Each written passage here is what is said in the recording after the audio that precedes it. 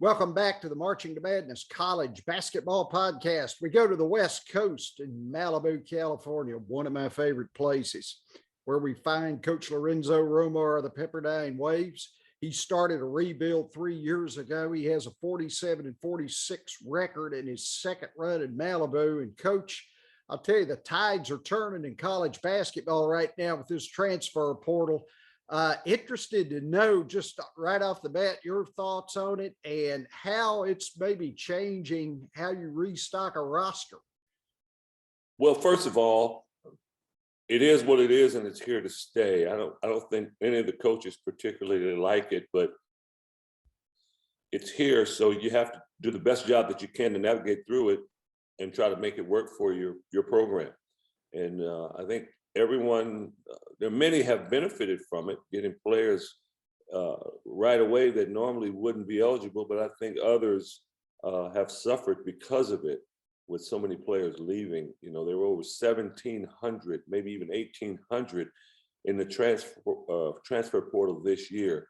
And I just don't know if it's necessarily good for basketball, but there are things that have happened over the years. I mean, I go back to being a youngster when freshmen weren't eligible. Right. And, you know, people look back at that and say, what, if freshmen couldn't play at all as freshmen?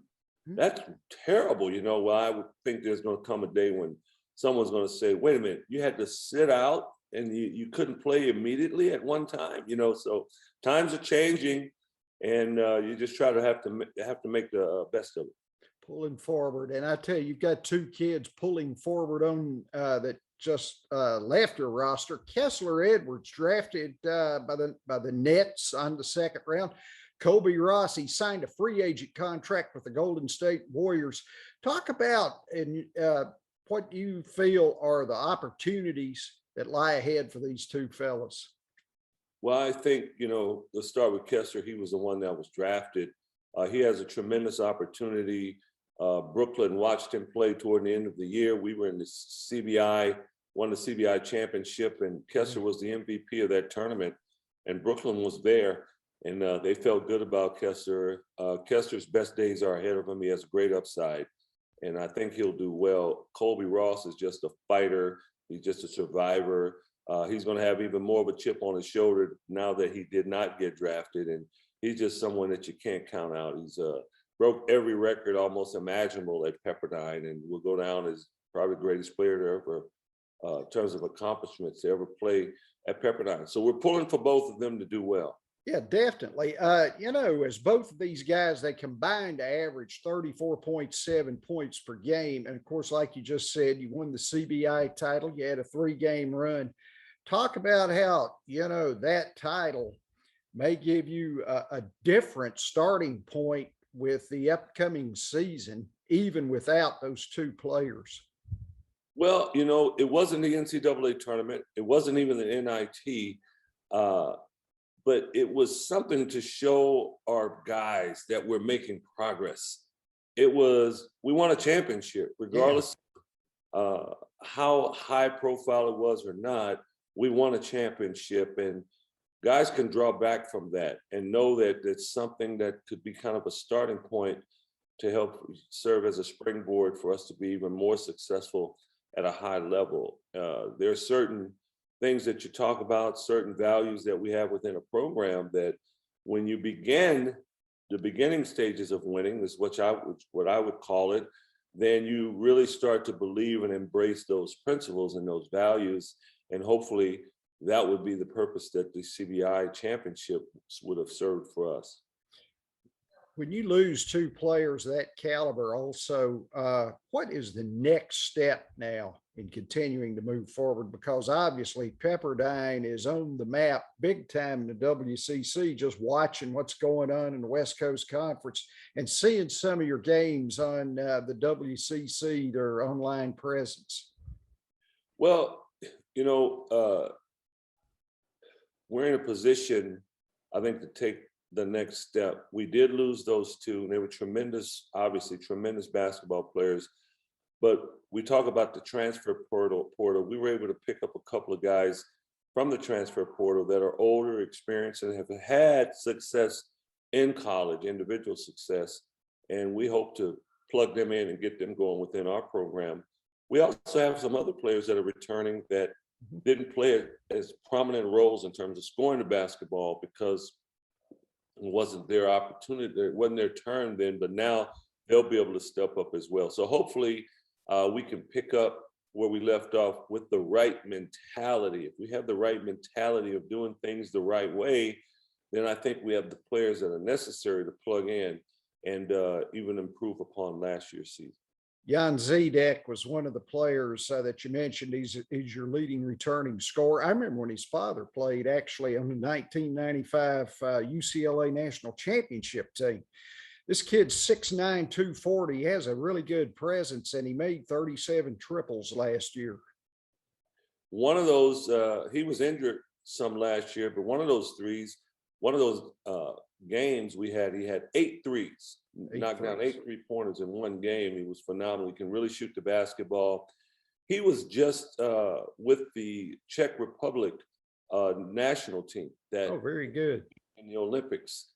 He was just with them. He didn't make that team, but that experience will prove to be invaluable for him. He'll take that experience and bring it back to us here when he gets back in a few weeks. And I just think we're going to see an improved player. And like you mentioned, he is one of those guys I'm referring to that will play a bigger role in terms of offensive production for us. And I think he'll meet the challenge.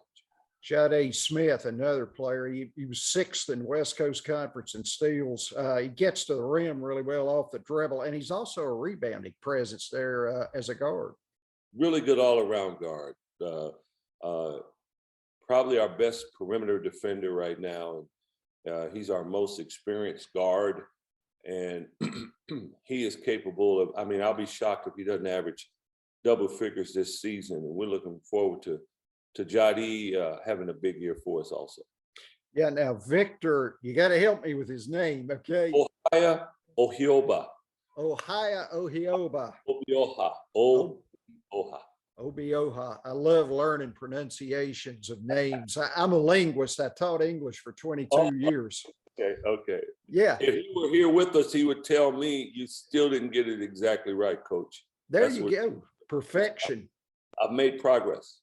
You've got to like that out of a player, because if he shows that type of perfection with his name, he's probably going to translate that to other parts of his life, including his game.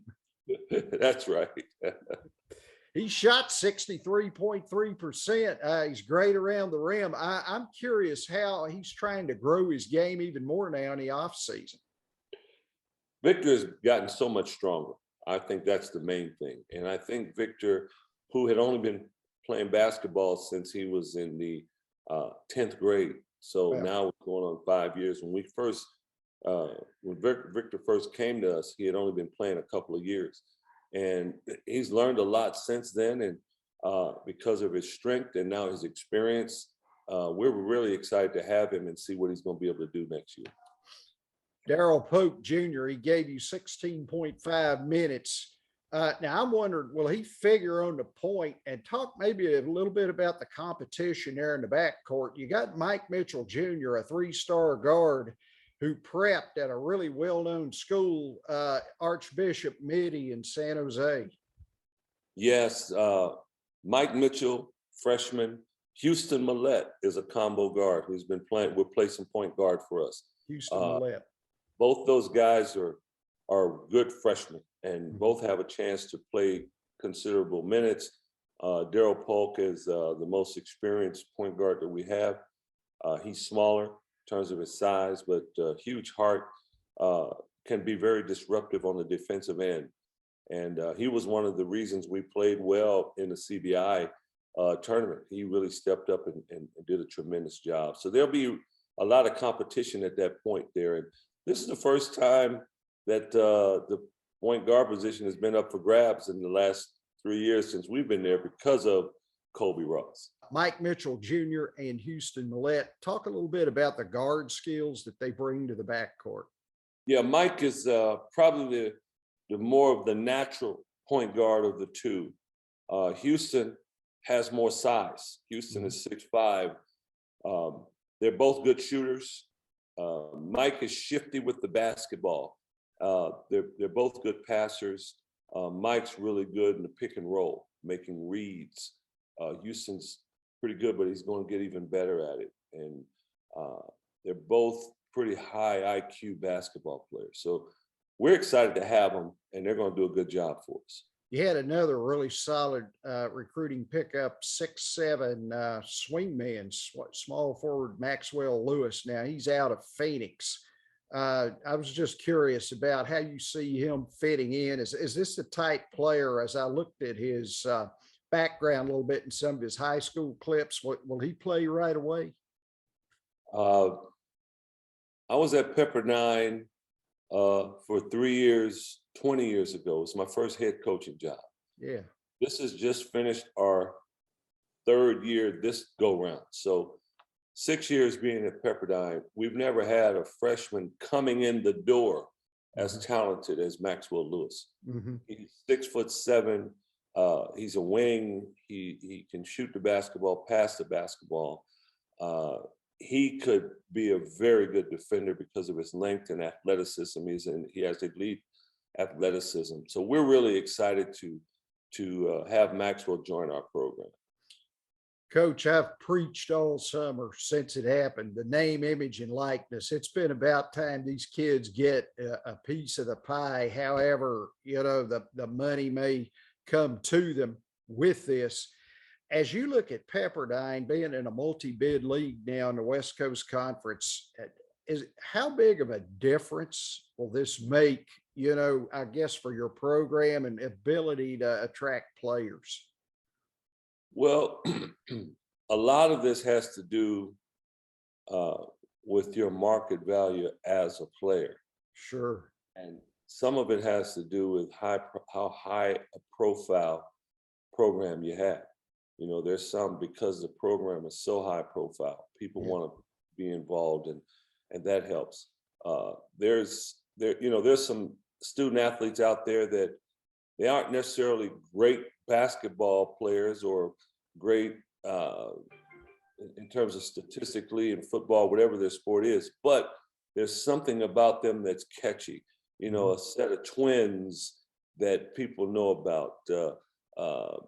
Maybe that gets marketed. It's no exact science as to who right now is going to be able to benefit the most off of this, but it's certainly there, and I'm all for it. My biggest concern early was, how will it be monitored? Are the floodgates just going to open to where it's just it's basically reckless and the wild, wild west out there, But I look back at it, kids today, don't ask for jobs as much. There was a time when I remember I got recruited, and even when we were recruiting kids, hey, is it possible for you guys to help me with a job? And you'd be able to do that. It was totally within the rules. And with the cost of attendance lately, where kids get additional income aside from their scholarship, kids haven't asked for jobs as much. Well, this is, in essence, a little bit like back in the day when kids would get jobs. You're able to capitalize off of your name and what you do. They're able to do that. And we also preach to kids all the time about, we want to get them set for life. You come, you get your education, you give them a head start. This allows them to be able to do that now. It's interesting, some of the ideas that kids come up with. One of our guys kind of has long curly hair. It looks different. It kind of stands out. And he's already contacted like Head and Shoulders. There you go. To see if they would give him some type of endorsement, that type of thing. And so I think it's fun for those guys. Hopefully it's done the right way. Yeah, hopefully so. I wanted to ask you about recruiting. I know July has been a big recruiting month again. We're still fighting COVID-19, the Delta variant's up, in a lot of areas, but I was just curious about how it felt to be kind of back to normal, where you go to events, see your friends and all that type thing. Well, I'll tell you, it was great to be able to evaluate kids in person. Film is good to a certain point, but sometimes the film doesn't show what those guys are like when they're getting taken out of the game and they didn't want to come out of the game. What's their body language like?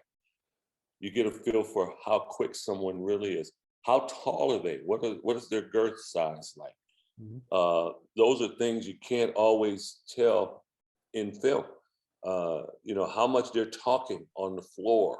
So being able to be there in person and observe all these things is a tremendous help in terms of evaluation. And that's the main thing that I was able to get out of it. Last thing, Coach, I know with the Milwaukee Bucks winning the World Championship here a couple of weeks ago, I remember when you played there. In fact, I had one of your basketball cards back in the day. Yeah, I had one. I didn't need those. I'll tell you what, man, I was an ardent collector of basketball cards, and I hate the fact that they're gone. But anyway, knowing you played for the Bucks, I was just curious if you'd give us a little bit of your perception on the championship, and did all of the Bucks alumni, feel like they had a piece of this? You go back, they won it obviously in '71 with then Lou Alcindor and Oscar Robertson and Lucius Allen, all those guys. You still remember that roster because they were such a great team. And there was so many years, I know with Don Nelson as the head coach, so many years they made it to the Eastern Conference Finals, only to be beaten by Boston or Philly, but they were right there, but could never quite get over the hump to get back to the finals. And the fans in Milwaukee are tremendous, and they are so excited about their Bucks. Dear district. Yeah. Oh, yeah.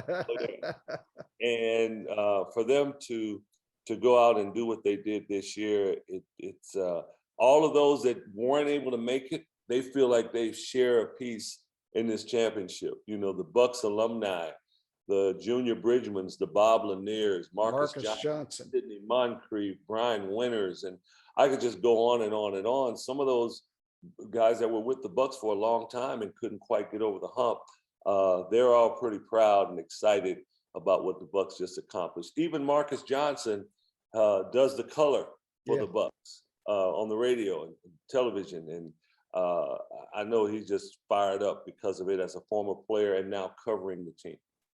Coach Lorenzo Romar, always fun to get you on your coach. We can see each other now, we can banter back and forth. Yeah, all the years, finally. Finally, I think it's a good byproduct for the simple reason, I don't know, it's easier for me to talk to somebody if I'm sitting here, and we're across country, but, we're communicating. Sure. I agree. Thanks a lot. I enjoy having you on. Thanks for having me.